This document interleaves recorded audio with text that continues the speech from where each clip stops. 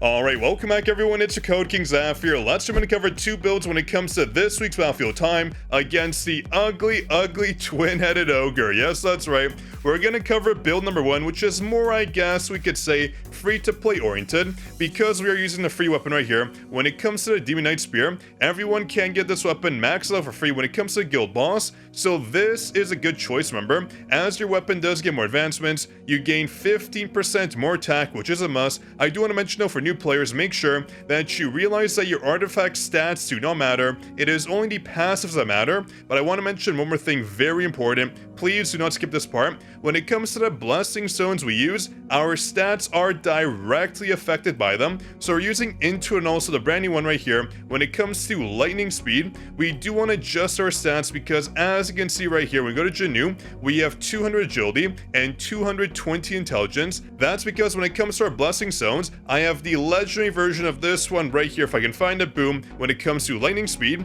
So I only need 200 to max it out, but when it comes to Into it, I have the transcendent version, so 220 intelligence is what I need. So do keep note, of course, when it comes to legendary, you need 200, and when it comes to transcendent, you want 220. And the reason why we swapped is because right now, sharp perception is no longer needed. Our base crit is now at 92%, up from the 5% we had before, due to the brand new season buffs when it comes to game mode, so it's perfect. We're gonna have a much easier time when it comes to this round, as you'll see in a second when we jump in. But again, when it comes to your weapons, the quarterstaff and of course this weapon right here, and our hunter choices are very easy. We have Malin, Min, and Yuso Hyun. When it comes to our shadows, we're running BERU. We have Kaisel for the damage because Serbi cannot really land his 5% damage with off, and we have Bessie, of course, for the much needed defense penetration. This is your ideal shadow loadout. And when it comes to our effect sets, simple again. We have the toughness set for bonus crit damage, and also ensuring we always get 100% crit. Oh baby.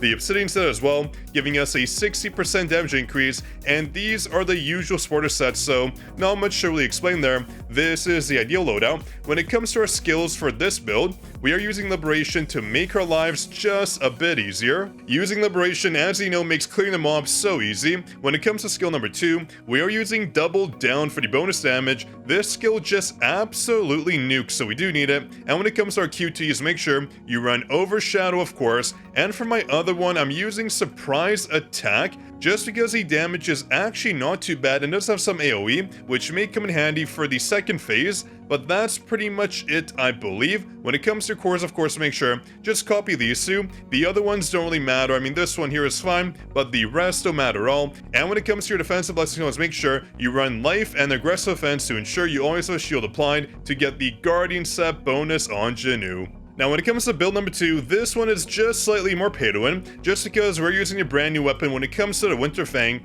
This one's actually useful due to the passive effects, and also damage just come in clutch for one of the phases. But again, this right here, a 30% damage increase and the critical damage bonus of 30%. This one is huge, of course. So we do run that weapon. Our Spore Hunters and their sets are all the same, but when it comes to jinwoo, we swapped out the Toughness set for the Warmonger set. Just because when it comes to our Blessing Stones, we swapped out one very important one. When it comes to Double-Edged Sword, we are running the Title Wolf Assassin to ensure we get the effects when it comes to our Winter Fang, so we can use a bit more attack increase. That's why the Warmonger set is perfect. Everything else remains the same. When it comes to our skills, though, that change. We are using Crosshairs due to the mob clear. You do not need the Transcendent version. I got it during this run just to see if it was good, but honestly, Legendary was more than enough. And when it comes to our second skill, we do have Cutting Rush. This one is perfect for the mob clear. We use it twice, so you do need it. This one makes sure we clear phase 2 much quicker. And when it comes to our Blessing Stones,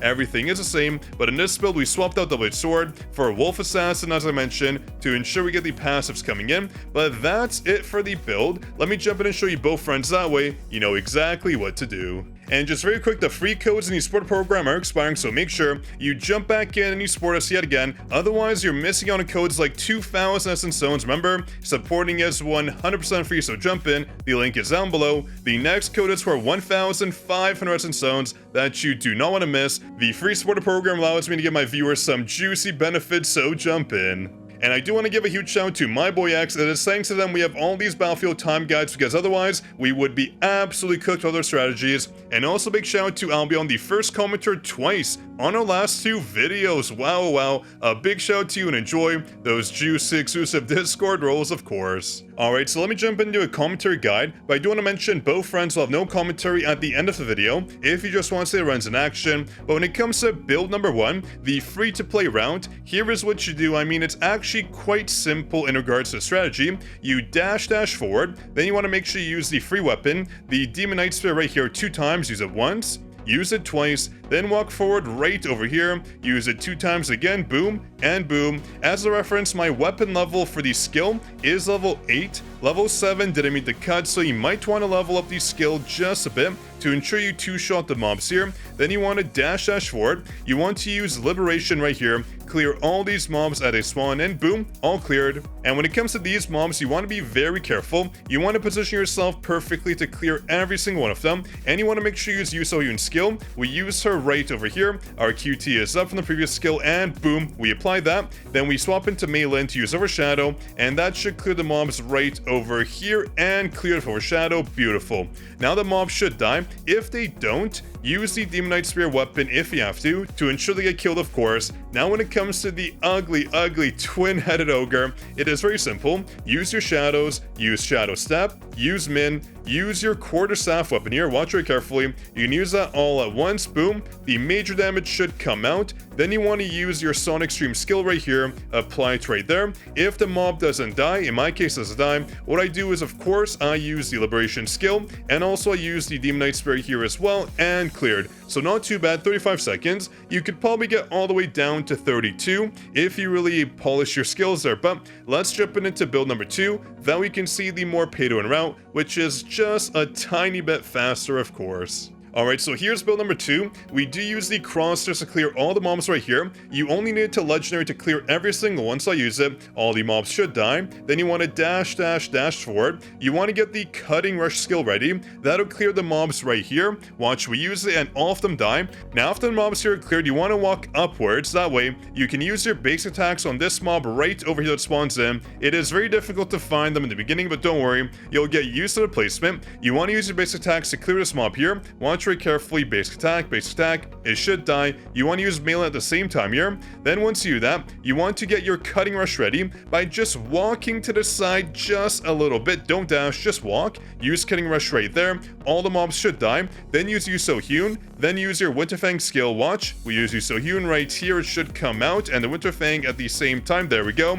Then you want to use Overshadow. That should clear the mob. In my case, it doesn't really clear the mob when I try, so I use the Winterfang skill twice. That'll ensure you have enough damage coming in. Otherwise, the mob sometimes does live, which is annoying, and I don't really care about getting like a picture perfect time, but if you care, you should try using skill once, not twice, to ensure when it comes to Overshadow, you try your best to clear them off with the QT, and not using your Winterfang twice, just once. Now when it comes to the mob here, very simple. Use Shadow Step after using your shadows, and then charge up your quarterstaff after using Min, and boom, applied here. What I do is I use my QT and crosshairs, because for some reason the mob never dies, so the QT comes out, then I dash out, crosshairs, and boom. The reason why I dash out is to ensure that the burn at the bottom does apply to the boss, because if you're too close, the burn sometimes doesn't apply, which is annoying, but that's pretty much it for the run. Overall, both runs are fairly simple. You just have to make sure you have the right stats, the blessing stones, the runes, the weapons. Okay, maybe it's not that simple, but at least you have the framework to ensure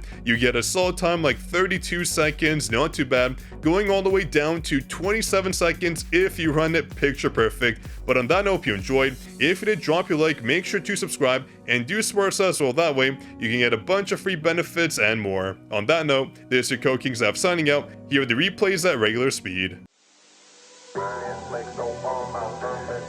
Bring it,